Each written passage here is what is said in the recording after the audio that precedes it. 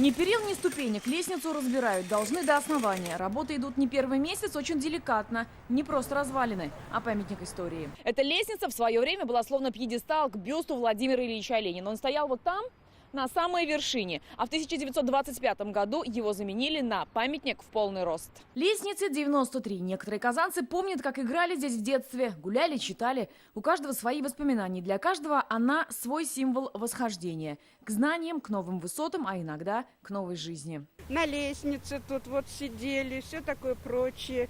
Ну, вот так и замуж вышла. Нас объединила эта лестница. Лестница? Лестница в небеса.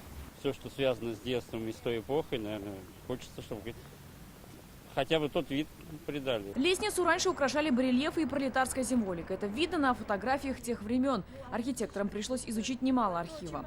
Сначала сооружение было деревянное. В 30-х годах лестницу сделали кирпичной. Все будет восстановлено с точностью до деталей, уверяют архитекторы. Предполагалось, что это будут ремонтные работы, не таких масштабов, как вы сейчас видите.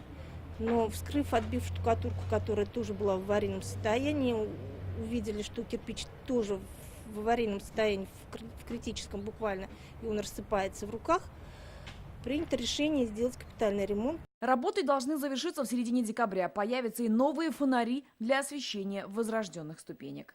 Альбина Слугараева, Ринат Сафин, Марат Саидгараев, ТНВ, Казань.